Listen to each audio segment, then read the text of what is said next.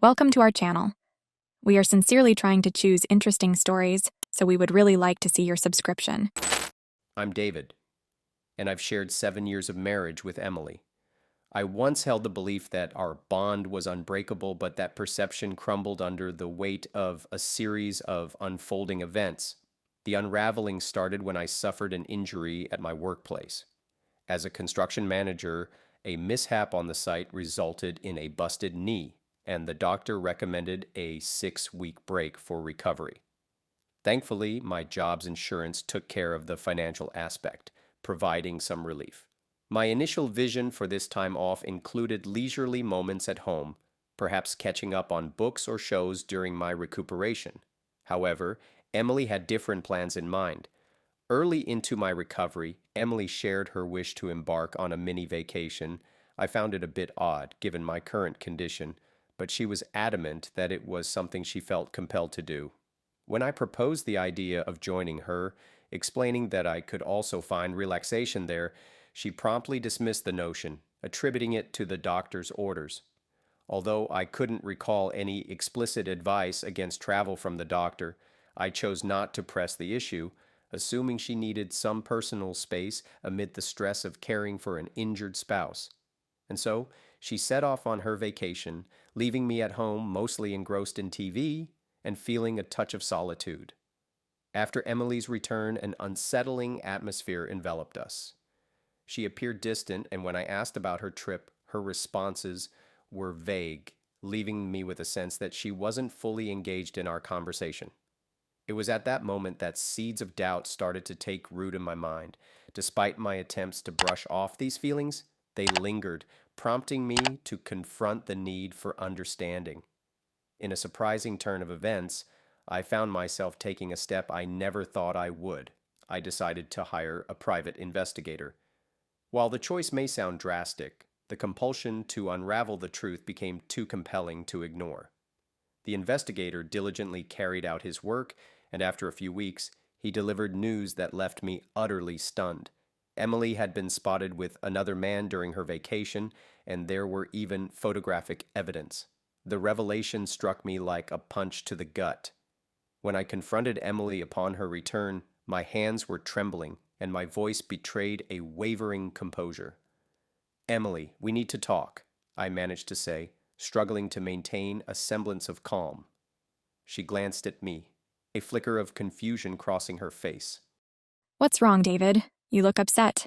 Unable to restrain my emotions any longer, I picked up the photos and confronted her. "Can you explain this?" My voice quivered, infused with a blend of hurt and anger. Trembling now, Emily took hold of the photos, her eyes widening as she scrutinized them. In a brief moment of silence, she said nothing, just gazing at the tangible evidence of her betrayal. David. She started, but her voice trailed off. "Do you understand what it's like to be confronted with these images while I'm here recovering from an injury?" My voice escalated, the pain and betrayal transforming into anger. "I trusted you, Emily, and you were with someone else." She looked up, tears welling in her eyes. I made a mistake. I made a mistake, David. I was confused, lost. I never meant to hurt you. Now standing, my injured knee protesting, I asserted, "A mistake. Is that how you see this?"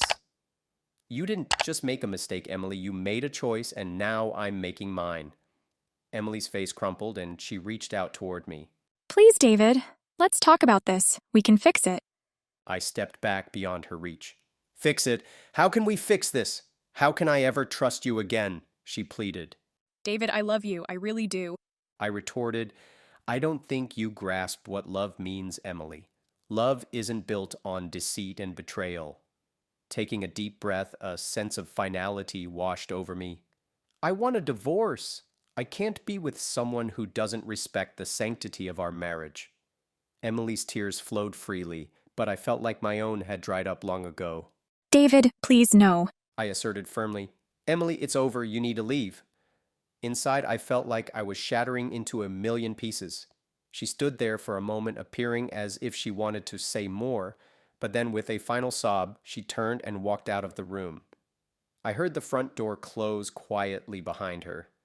I sank back into the chair, the room suddenly feeling too vast, too hollow. It was the most challenging decision I'd ever faced, yet in that moment I recognized it as the only choice remaining. Reflecting on the past, I questioned if there were signs I overlooked, moments I failed to notice.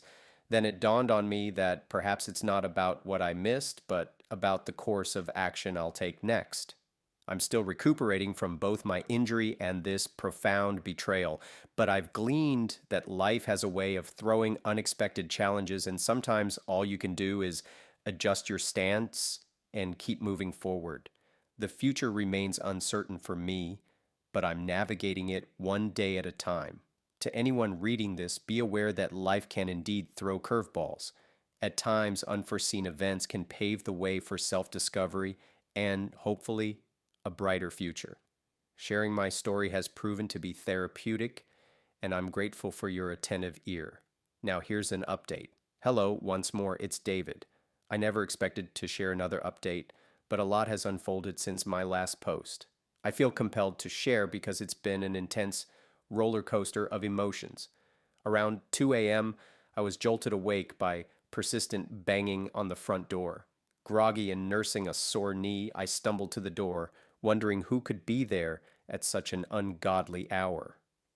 Upon opening the door, I was confronted by Emily, her appearance disheveled, with red, swollen eyes indicating recent tears. She seemed like a mere shadow of the woman I once knew. David, please let me in. I need to talk to you. She sobbed, her voice filled with desperation. Anxious and frustrated, I asked her why she was there at 2 in the morning. I expressed my concern and frustration, but she pleaded. David, I have nowhere else to go. I've messed up everything, and I just need someone to talk to. Despite my racing heart, I blocked her path, insisting that she couldn't be there. Emily, you can't just show up like this.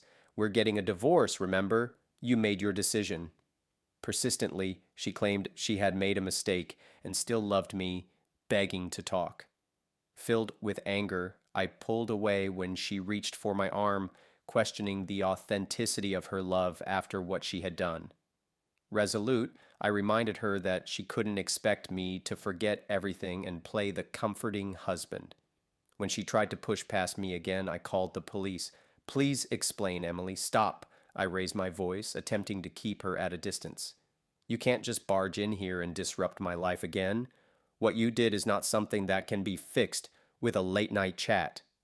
Her sobs grew louder, and she slumped against the doorframe. Please, David, I have nowhere else to go. I'm sorry, so sorry. I felt a pang of sympathy, but stood my ground.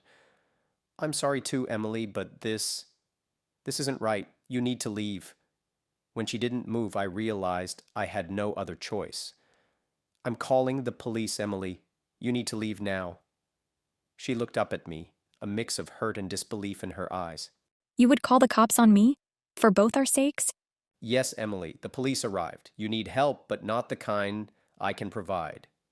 After dialing the police, I watched as they arrived and engaged with Emily. She didn't resist as they led her away, her figure appearing small and defeated under the flashing lights. Closing the door, I leaned against it, feeling drained. It was a sad, painful chapter in our lives, and I hoped that one day both of us would find a way to heal and move on. Things escalated quickly. Emily tried to push past me into the house. It was surreal. Witnessing her in such a desperate state, completely different from the person I once knew, I managed to restrain her. However, I didn't want to inflict harm on her. It was overwhelming, especially given my ongoing recovery. With no other option, I had to call the police. Their arrival was swift, unfolding like a scene from a dramatic show. My estranged wife in tears, police officers attempting to soothe her, and me standing there in my pajamas, trying to comprehend the chaos. When the officers asked if I wanted to press charges for trespassing, I found myself unable to do it. Despite everything, I couldn't bring myself to add more to her burdens, even though she had brought this upon herself. People make foolish decisions under pressure, and I can grasp that. It doesn't excuse her actions, but I can understand it to some extent. They took her away to cool off for the night, and I returned to bed. Sleep eluded me as I kept pondering how pressure, whether self-inflicted or not, can profoundly affect one's judgment. In conclusion, pressure, regardless of its origin, can significantly impact your mental state. While it doesn't justify causing harm to others, it can drive you to do things you never thought possible. I started life with a clean slate, got myself a dog, and moved to another city because there were more promising projects to work on and I wanted to take them on. The divorce process went quickly, and I finally became officially free. I feel confident in myself, and now I have the sense to move on. We may meet bad people or those who can betray us, but this should be a reason for sadness. You should always move forward, no matter what difficult situation you find yourself in. I hope my example and my experience will help you, because why else would I tell you this? The main thing is that everyone finds something useful for themselves. How would you rate this story? Did the main character do the right thing with his ex-wife? Or was there a chance that she would improve and they would live happily ever after? Write your opinion in the comments, and what would you do? I wish you all the best and more positive moments in your life.